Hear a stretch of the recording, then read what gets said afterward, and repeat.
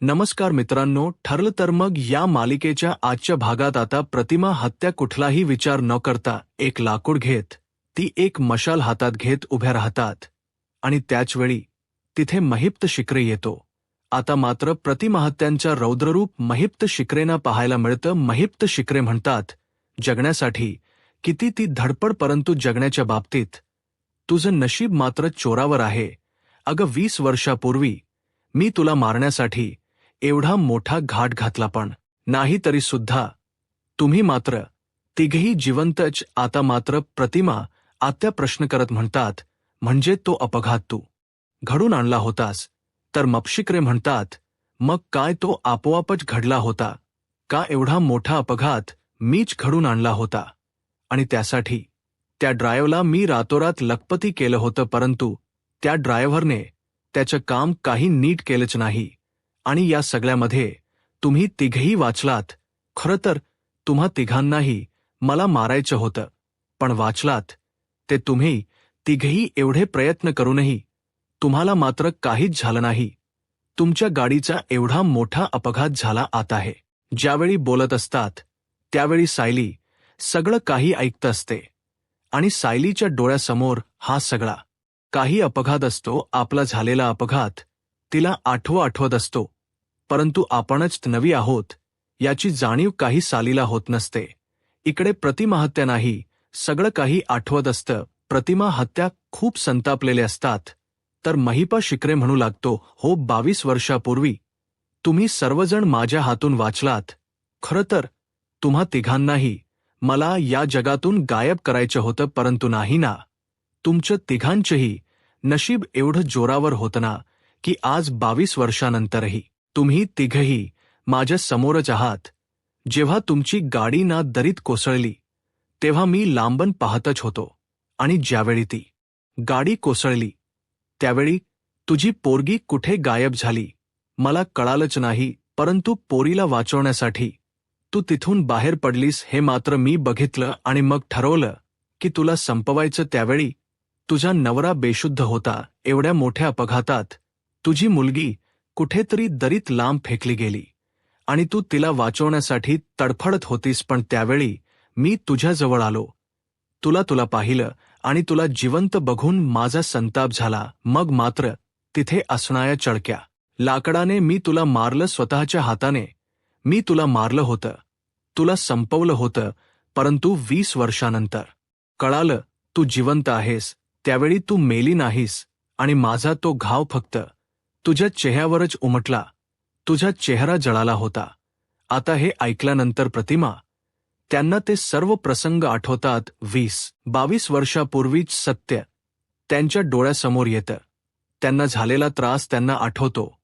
आणि त्याचवेळी प्रतिमा महिप्त शिक्रेंना प्रश्न करत म्हणतात, याचा अर्थ माझा चेहरा तूच जाळला होतास?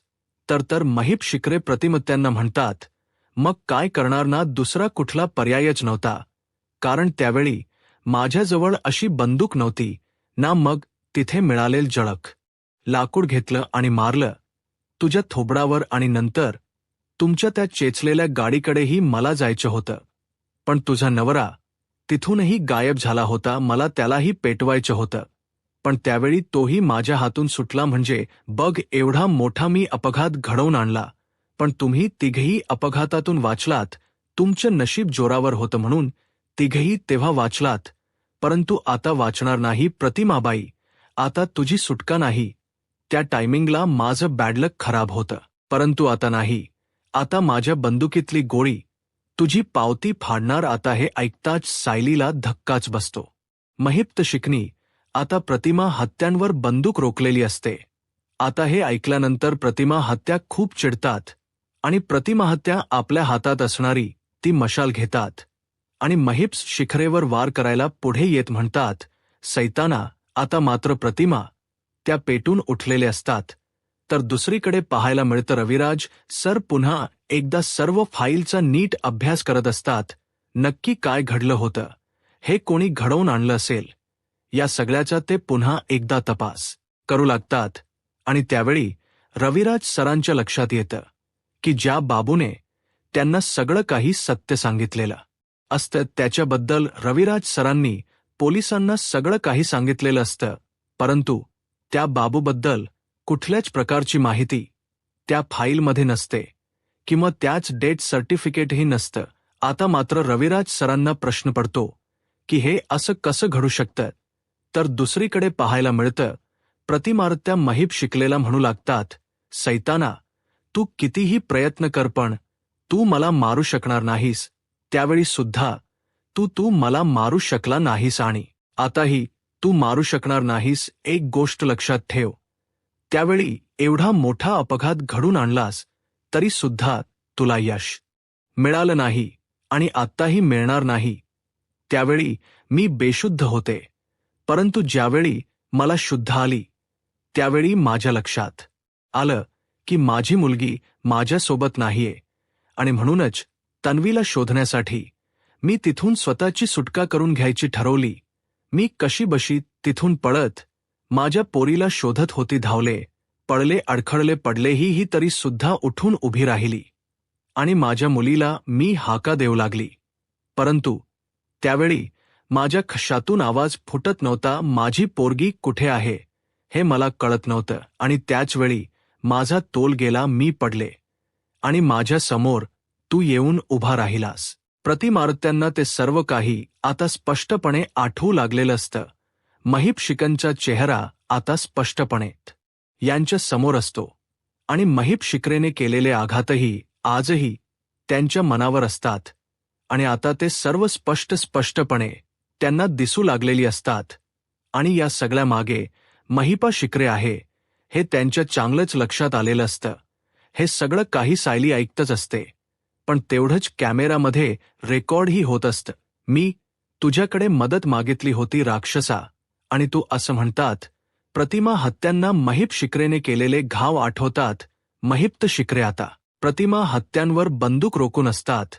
प्रतिमा हत्या म्हणतात, अरे मी तुझ्याकडे मदतीचा हात पुढे केला तर तू माझा जीव घेण्याचा प्रयत्न केलास का? कशासाठी आणि कोणी सांगितलं होतं रे तुला? कारण मी किंवा माझ्या घरातील कोणीही तुला ओळखतही नव्हतं रे. आम्ही तुला ओळखतही नसताना तू आमचा जीव घेण्याचा, आम्हाला मारण्याचा प्रयत्न का केला होतास? का तू आमच्या संपूर्ण कुटुंबाला संपवण्याचा प्रयत्न केला होतास? सांग सैताना.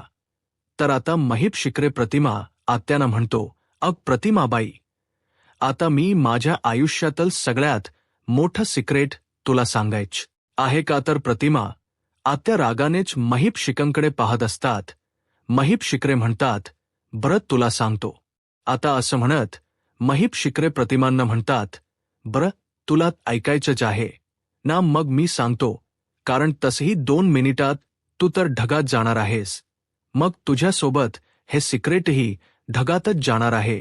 असं म्हणत महिप्त शिकरे म्हणतात, मला तुम्हा तिघांनाही मारायचं होतं, कारण आता त्याच वेळी महिप्त शिकरेचा एक माणूस प्रतिमा त्यांना मारण्यासाठी त्यांच्या मागून बंदूक रोखून उभा असतो. आता हे दृश्य ज्यावेळी सायली पाहते त्यावेळी सायली धावतच तिथे येते आणि त्या शेकोटीतील दुसरं लाकूड हातात घेत ती मशाल घेऊन आता प्रतिमा आताना वाचवण्यासाठी पुढे गेलेली असते.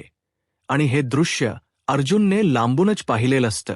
आता प्रतिमा, आत्या आणि सायली या दोघांनाही तिथे पाहून अर्जुन मात्र पूर्णपणे घाबरून गेलेला असतो. आता महीप शिकरे नागराजच नाव सांगतील किंवा घडलेल सर्व सिक्रेट सांगतील, परंतु त्याच वेळी सायली त्या ठिकाणी गेल्यामुळे महिपा शिकरे पुढे काहीच बोलत नाहीत. आता महिपा शिकरे प्रतिमांच्या दिशेने गंध रोखून असतात, तर दुसरीकडे पाहायला मिळतं चैतन्य गुंडांशी सामना करत असतो. परंतु त्याच वेळी आता महिप्त शिखरेचा दुसरा एक गुंड चैतन्याच्या मागून येतो आणि त्याच्या डोक्यावर जोरात घाव घालतो आणि त्यामुळे चैतन्य तिथेच कोसळतो. आणि त्यानंतर तो माणूस त्या संधीचा फायदा घेत प्रतिमांना मारण्यासाठी दुसऱ्या दिशेने निघालेला असतो. तर दुसरीकडे प्रतिमाहत्या आणि सायली आता महीप शिकरे सोबत सामना करत असतात. आता या दोघींना कसं वाचवायचं याचा अर्जुन विचार करत असतो. अर्जुन आता काहीतरी पाऊल उचलणार, परंतु त्याच वेळी बंदुकीचा आवाज येतो. आता मात्र अर्जुनला धक्काच बसतो, परंतु इन्स्पेक्टर सावंत आणि त्यांची टीम तिथपर्यंत पोहोचलेली असते. इन्स्पेक्टर सावंत महिपा शिकरेंना म्हणतात, महिपा शिकरे, आता तुझा खेळ संपला आहे. आताच्या आता बंदूक खाली ठेव. आता प्रतिमा हत्या आणि सायली त्यांच्या हातातील मशाल खाली टाकतात आणि अर्जुन त्यांना बाजूला घेऊन जातो. तर इकडे इन्स्पेक्टर सावंत आणि त्यांची टीम आणि इकडे महिप शिकरे आणि महिप्त शिकरेचे सर्व गुंड यांच्यामध्ये गोळीबार सुरू होतो. महिपा शिकरेला वाचवण्यासाठी त्याची माणस गोळीबार करत असतात आणि त्याचवेळी पोलीस त्यांना पकडण्यासाठी गोळीबार करत असतात. या सगळ्यामध्ये प्रतिमा हत्या खूप घाबरून गेलेले असतात, परंतु सायरी प्रतिमा हत्यांना वाचवण्यासाठी आपल्या मागे त्यांना उभं करते आणि हे सगळं काही ते सर्वजण लांबूनच पाहत असतात. परंतु या संधीचा फायदा घेत आणि पोलिसांची नजर चुकवत महिप शिकरे आणि त्याची माणस तिथून निघून जातात. तर इन्स्पेक्टर सावंत अर्जुनला म्हणू लागतात, महिप शिकरेला आपण ट्रॅपमध्ये तर अडकवलंच आहे आणि तो आता कुठेही पळून जाऊ शकत नाही. आपली टीम त्याच्या मागेवर आहेच आणि मी सुद्धा आता त्याला शोधणारच आहे. तर अर्जुन म्हणतो, मी सुद्धा तुमच्या सोबत येतो. तर सायली म्हणते, पण तुम्ही? अर्जुन म्हणतो, काळजी करू नका सायली, प्रतिमा त्यांना घेऊन तू घरी जा. बाकी जे काही असेल ते मी बघेन आणि मी सिनियरलाही फोन करून घरी यायला सांगेन. असं म्हणत आता इन्स्पेक्टर साहेब हवालदार साहेबांसोबत सायली आणि प्रतिमा तुझ्या समोर हात जोडते, तुला साखळ घालते, माझी मुलं सुखरूप खरी येऊ देत. आणि त्याचवेळी अस्मिता आवाज देत म्हणते, मम्मा, अग सायली आली आहे. कल्पनाताई आता देवी आईचे आभार मानतात आणि धावत पळत बाहेर येतात. बाहेर येऊन पाहतात तर रविराज सर, प्रतिमा, आत्या आणि सायली ही आलेले असतात. आता या सर्वांना पाहून प्रतापराव विचारतात, रविराज, तू प्रतिमा एवढ्या सकाळी इथे नक्की काय घडलं आहे? तर कल्पनाताई म्हणतात, हो रविराज भाऊजी, काय झालंय? तुम्ही प्रतिमाला घेऊन एवढ्या सकाळी इथे का आलात? नक्की काही घडलं आहे का? आणि सायली, अगं अर्जुन कुठे आहे? आता मात्र कोणी काहीच बोलत नसतं. सायली शांतच असते. तर अस्मिता म्हणू लागते, काहीतरी नक्कीच भयंकर घडलं आहे. आता सर्वजण घाबरून गेलेले असतात. नक्की काय घडलंय कोणाला काहीच कळत नसतं. सर्वजण घाबरून गेलेले असतात. रविराज सर म्हणतात, काळजी करू नका, जे काही घडले ते आम्ही सगळं काही तुम्हाला सांगतो, परंतु अगोदर प्रतिमाला आत येऊ देत आणि तिला जरा शांत होऊ देत. आता प्रतापराव म्हणतात, हो या ना आत. तर आता कल्पनाताई म्हणतात, नाही नाही, तुम्ही तिथेच थांबा. तर अस्मिता विचारते, मम्मा, अगं का असं बोलतेस तू? तर कल्पनाताई म्हणतात, अगं यांच्याकडे पाहिल्यानंतर कळत हे सर्वजण कुठल्या तरी मोठ्या संकटाला तोंड देऊन खरी आली आहे.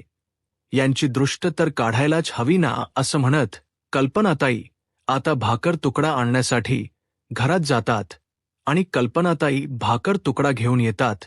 परंतु कल्पनात ताईंना अजूनपर्यंत अर्जुन काही तिथे दिसत नसतो. कल्पना ताई आता सायलीला विचारतात, अगं अर्जुन कुठे अजूनपर्यंत का आला नाही? तो ठीक आहे ना? सायली म्हणते, हो आई, काळजी करू नका, ते ठीक आहेत, येतीलच थोड्या वेळात. तर त्याचवेळी अर्जुन चैतन्याला घेऊन घरी पोहोचलेला असतो. प्रतापराव म्हणतात, अरे आला अर्जुन. आता अर्जुन चैतन्याला घेऊन त्या ठिकाणी आलेला असतो. चैतन्याची ती अवस्था पाहून घरातील सर्वांनाच धक्का बसतो. आता अश्विन चैतन्याला प्रश्न करत म्हणतो, चैतन्य रे, काय झालंय? तुझ्या डोक्याला काही लागलंय का? चैतन्य म्हणतो, नाही, जास्त काही नाही, थोडाच मार लागलाय. आता हे नक्की काय घडलंय? हे सर्वजण कुठून आलेत? कोणाला काहीच कळत नसतं. आता प्रतापराव रविराज सरांना विचारतात, रविराज नक्की काय घडलं? नेमकं काय झालंय? कारण हे जे काही दृश्य दिसतंय ना, यावरून एवढं मात्र नक्की की काहीतरी गंभीर घडलं आहे. रविराज सांग ना, नक्की काय घडलंय? आता रविराज सर, प्रतिमा हत्या, सायली, अर्जुन, चैतन्य सर्वजण एकमेकांकडे पाहू लागतात. तर प्रतापराव म्हणतात, अरे रविराज, अरे त्या प्रतिमाकडे बघ, ती तर नीट बोलूही शकत नाहीये आणि या सगळ्यात चैतन्य जखमी दिसत आहे. नक्की काय झालंय? नेमकं काय घडलंय? आणि तुम्ही कुठे होता? सर्वजण असे प्रश्न करत सर्वजण त्यांना विचारू लागतात, परंतु सायली, अर्जुन यांना काय सांगावं काहीच कळत नसतं. रविराज सर म्हणू लागतात, हो जे काही घडले ते गंभीरच घडलं आहे, परंतु आता जे काही होतं ते सगळं काही संकट दूर गेलं आहे, त्यामुळे काळजी करण यासारखं काहीच नाही. तर सायली म्हणते, बाबा, अहो चैतन्य भाऊजींना लागलंय हे मला आत्ताच कळालं आहे, परंतु बाबा सगळं काही ठीक आहे, आता काळजी करायचं काहीच कारण नाही. आता कल्पनाताई सगळ्यांवरून भाकर तुकडा ओवाळून टाकतात आणि त्यानंतर सर्वच जण घरात येतात. तर दुसरीकडे पाहायला मिळतं नागराज काका मात्र अजून तिथेच अडकून असतात. आता स्वतःची सुटका करत नागराज काका कसे बसे रस्त्यापर्यंत येतात आणि येणाऱ्या सर्व गाड्यांना हात दाखवू लागतात. त्यांचा पाय खूप जखमी असतो, त्यांना उभं राहताही येत नसतं, परंतु कोणीही त्यांची मदत करत नसतं, कोणीही गाडी थांबवत नसतं. नागराज काका गाडी थांबवण्याचा प्रयत्न करत असतात, परंतु त्याचवेळी आता त्या ठिकाणी प्रिया पोहोचलेली असते. प्रिया गाडी थांबवते आणि ज्यावेळी काच खाली करून पाहते त्यावेळी तिथे नागराज काका असतात. नागराज काका म्हणतात, तू इथे काय करतेस? तर प्रिया म्हणू लागते, कसं आहे ना नागराज काका, तुम्हाला मदत हवी असली तर तुमची लाडकी पुतणीच येणार नाही का? नागराज काका म्हणतात, तू अगोदर दरवाजा उघड असं म्हणत. आता प्रियाला दरवाजा उघडायला सांगतात. आता नागराज काका गाडीत बसतात आणि प्रियाला म्हणतात, तू अगोदर पाणी दे. प्रिया म्हणते, काय झालं तुमच्या पायाला? नागराज काका म्हणतात, पाय मुरगळलाय. आता नागराज काका म्हणतात, चल लवकरात लवकर इथून निष्ठायला हवं. प्रिया म्हणते, आता काय झालं रात्री? तर एवढ्या तावातावाने बोलत होताना आणि एका रात्रीत असं काय घडलंय की तुमचा आवाजच फुटत नाहीये? नागराज काका म्हणतात, तुला सगळं काही सांगेन, परंतु इथे कोणी बघण्या अगोदर आपण इथून निघायला हो. आता प्रिया नागराज काकांना घेऊन तिथून निघालेली असते. तर दुसरीकडे सुभेदारांच्या घरी आता अश्विन चैतन्यला चेक करतो आणि त्यानंतर त्याला आरामाची गरज आहे म्हणून त्याला गेस्ट रूममध्ये ठेवतो. तर आता रविराज सरांना आणि सर्वांनाच प्रतापराव म्हणू लागतात, चैतन्य आता ठीक आहे, परंतु आता त्याला आरामाची गरज आहे असं अश्विनला वाटत आहे आणि म्हणूनच त्याला पाहूनच प्रतिमा आत्या घाबरलेल्या असतात. तर घडलेला सर्व प्रकार सायली आता घरच्यांना सांगू लागते. सायली म्हणू लागते, ज्यावेळी प्रतिमा आत्या मंदिरात घाबरल्या होत्या त्यावेळी महिप्त शिकरेना पाहूनच घाबरल्या होत्या आणि म्हणूनच ज्यावेळी मी प्रतिमा आत्यांना खरी महिप्त शिकरेचा खोटो दाखवला त्यावेळी त्या बिथरल्या होत्या. त्यांना ते सर्व प्रसंग डोळ्यासमोर येत होते. हे सगळं काही सायली घरच्यांना सांगू लागते. हे सर्व काही ऐकून घरचे पूर्णपणे घाबरून गेलेले असतात. आता प्रतिमा हत्यांनाही ती सर्व दृश्य आठवत असतात. तर त्यानंतर आता महिप्त शिखरेलाच जाळ्यात अडकवण्यासाठी अर्जुन सायलीने कशा प्रकारे डाव रचलेले असतात तेही घरच्यांना सांगू लागतात. महिप्त शिखरेची नजर चुकून अर्जुनने त्यांच्या खिशात टाकलेली ती पहिली चिठ्ठी 22 वर्षापूर्वीच्या अपघाताची त्यांना आठवण करून दिलेली असते. तर त्यानंतर सायली आणि अर्जुन यांनी पुढचा डाव टाकलेला असतो, तो म्हणजे महिप्त शिकरेना फोन करून घाबरवलेलं असतं.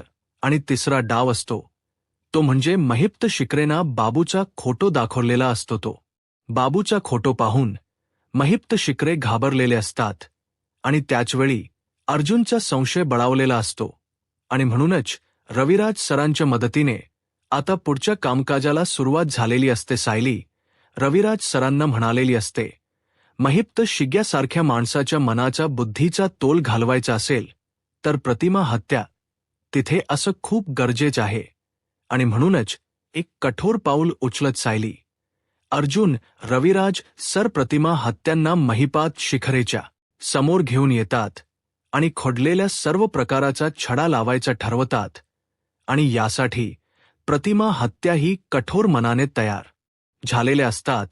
महिप शिकरेच्या समोर जात सगळ्या घटनांचा उलगडा करत प्रतिमा हत्या महिपा शिकरेला म्हणू लागतात, 22 वर्षापूर्वी या जंग तू माझ्यावर हल्ला केला होतास.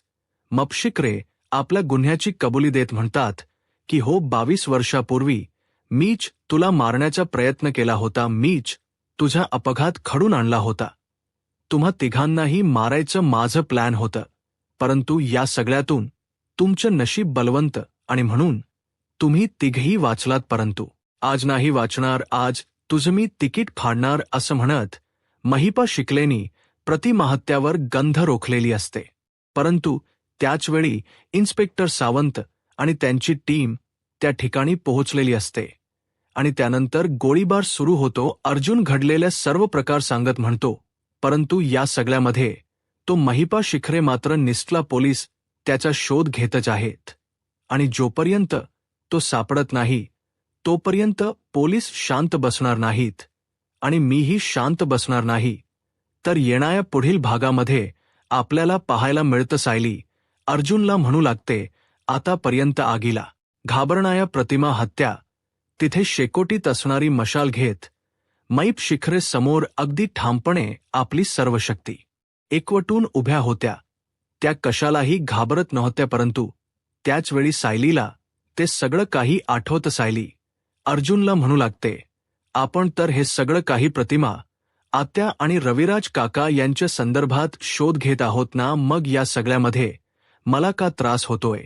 मी ज्यावेळी हे सगळं काही ऐकत होते ते मला का गरगरत होतं? मला या सगळ्यामध्ये असं का वाटते की माझा सुद्धा यामध्ये समावेश आहे? या सगळ्याशी माझाही काहीतरी संबंध आहे. आता हे ऐकल्यानंतर अर्जुनला धक्काच बसतो. आता या सगळ्यामध्ये सायलीचा संबंध नक्की काय आहे? सायली ही कोण आहे?